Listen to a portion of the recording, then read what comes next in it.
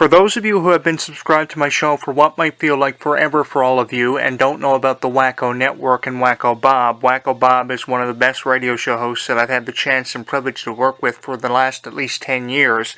And I got a request per Wacko Bob to do a commentary on Jason David Frank, who many of you remember as both the Green and the White Power Ranger from the original Power Ranger series produced by Saban back in 1993. And ever since, of course, 1993 and the premiere of this once Japanese series, which was revamped into an American series and became one of the longest running kids shows in TV history, producing well over 300 episodes, because everybody's been asking me what my opinion is on things like the Mighty Morphin Power Rangers reboot coming up in 2017, scheduled for release around January or February, and the possibility of cameos that some of the original Power Rangers could be making in this movie. One of the biggest cameos and a possibility for it is Jason David Frank, because of his role as the Green and White Power Ranger. Of course, we all remember the roles he had on that series. Of course, his on and off again relationship and chemistry with Austin St. John, who was one of my favorite Power Rangers, as both the Red and the Gold Power Ranger. You can get a better Power Ranger than Austin St. John,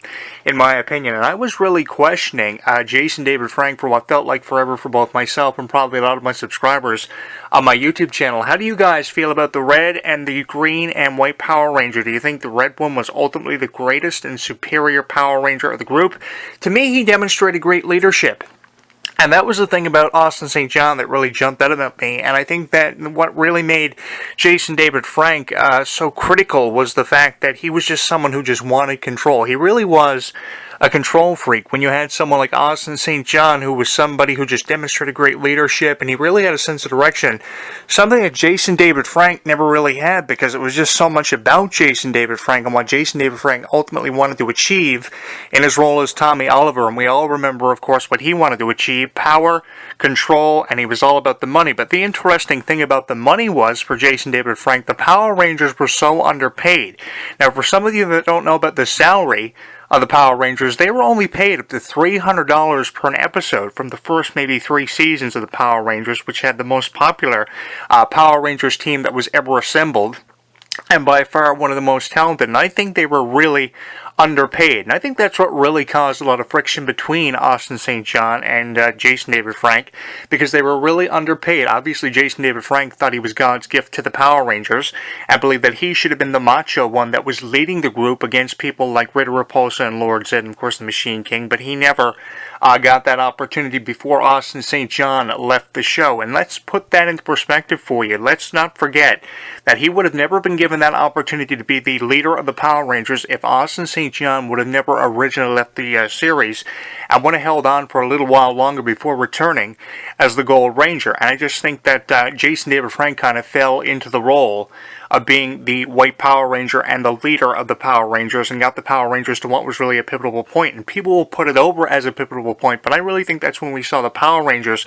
suffer from a downward spiral, and if not a crisis, because of just how Jason David Frank took over in the role of that. I mean, anybody could have taken over in the role of Jason David Frank and done ultimately a better job. I mean, you could have had Austin St. John hold on, or you could have had myself or Wacko Bob be the leader of the Power Rangers, and we would have done a fucking better job than what Jason David Frank ever did. Because to me, what Jason David Frank stood out for, it wasn't the leadership of Austin St. John, which really got the Power Rangers over in seasons 1 through 2, and the chemistry we saw with Jason David Frank as the evil Power Ranger, of course premiering as the Green one, and then later becoming the friendly Green Ranger, and then went from that into being the White one. To me, what really stood out about Jason David Frank was the whole series seemed to revolve around him for at least the time that he was there.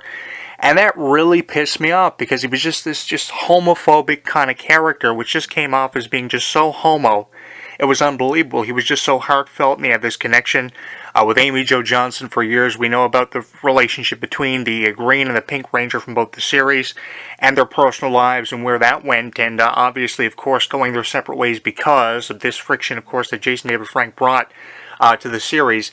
And here's the question that I have for everyone subscribed to my YouTube channel. Do you think that it would have been better if Jason David Frank's role as both the Green and the White Power Ranger would have been killed early on in this series, and people like, say, Billy, David Yost, and of course Zach Walter Jones would have held on a little bit longer? I think that would have been awesome if we would have had Austin St. John, continue his role from the first 1 or 2 seasons of the Power Rangers, which I think we really got used to, and probably got used to more than what we're ever giving ourselves credit for as fans of the Power Rangers. And I think that the reboot coming up in 2017, even with how they're still looking for cast members to portray roles like Bulk and Skull, I think the remake can do without a Jason David Frank appearance. And I say that for a lot of reasons. If you've been to his Facebook fan page or are following him on Twitter, I just recently linked us up to the Jason David Frank fan page on Facebook.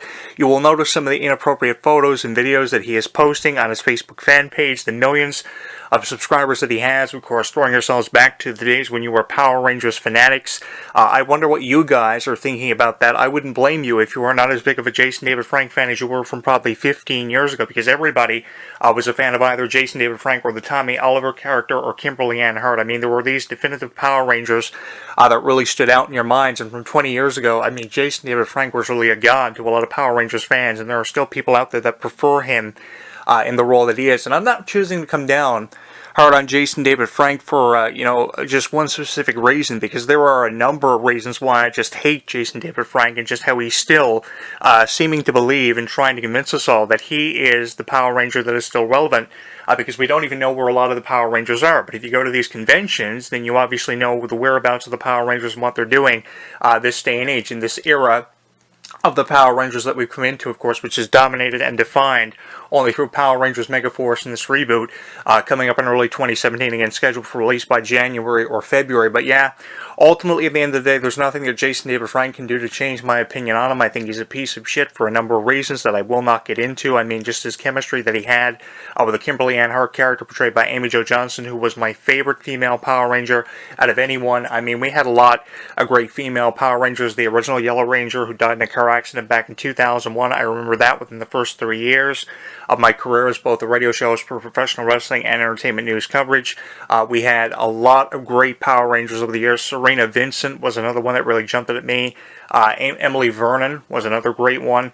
Catherine Sutherland, the Power Ranger that picked up from the role of the Pink Power Ranger when Kimberly's character, played by Amy Jo Johnson, left by episode 138 from season 3. Yeah, I'm a big Power Rangers fan. That's why everybody calls me about my opinion about Power Rangers, and why everybody thinks about Jonathan Clarke when wondering what an opinion and or reaction is toward Jason David Frank and his latest circumstances, or what he's doing this day and age 15 years after the original Power Rangers just kind of vanished.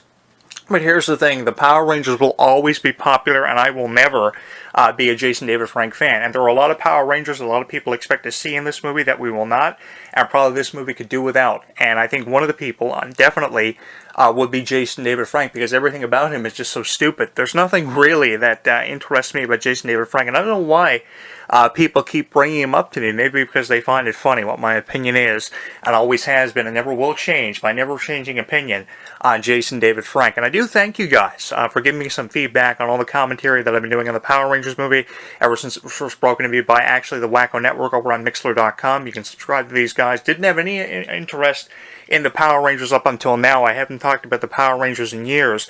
And before the Wacko Network told me about this movie, I didn't have any idea they were remaking the movie in a 2017 reboot produced by Saban Entertainment. But I'm all for it, especially finding out that we have Naomi Scott, who I remember from Lemonade Mouth in the role of the Pink Power Ranger. She's going to be playing Kimberly Ann Hart. And Becky G now is the Yellow Ranger. Out of any of the females that are in the roles of the Power Rangers, the one that I am skeptical on is Becky G. But when you actually compare the Yellow Ranger and just the character traits of the Yellow Ranger and Becky G, maybe Becky G will come down to the wire and she will be able to come through. But that still remains to be seen. But out of the two, Naomi Scott or Becky G, Naomi Scott, hands down, is the one that I'm most excited to see in the role of a female Power Ranger. And I'm not really a big fan of the cast they have portraying the red, the blue, the black Power Ranger, and of course the green and white one portrayed by Jason David Frank. Yeah, he may have been ultimately the greatest green or white Power Ranger of all time. But in 2016, heading into 2017, he's still a piece of shit in my mind, and always will be, and there are a number of reasons that can only define and go a long way in describing how I really putting into perspective for a lot of people how I feel about Jason David Frank. An opinion that's not going anywhere anytime soon and or changing, because Jason David Frank is Jason David Frank, and there's nobody that can change the way Jason David Frank feels about how he was treated in the Power Rangers series and what he meant to that series. Because if you ask Jason David Frank, he obviously was the shit, as kids call it today, but I really question his morale about feeling that he's the shit when it comes to the Power Rangers, especially with how he was so underpaid in the lead role by season 2 and 3 of the Power Rangers because of the circumstances they were faced with. So many people were in and out, leaving this series, coming in to this series. Of course, we had new Red and Black Power Rangers, of course, Rocky and Adam. By season 2, and then of course we had Catherine Sutherland by season 3 replacing Amy Jo Johnson, which I was heartbroken over. I remember that Saturday morning. I still remember the promo that was dropped by Zordon saying that someday when Amy Jo Johnson returned as the Pink Power Ranger, which she never did, only for conventions, her legacy would be far greater than what it ever was, but never forgotten. I still remember that promo from the debut of that series episode by season 3 for Fox Kids, and I was so sad over that. And if I would have known the Power Rangers would have gotten to that point because of Jason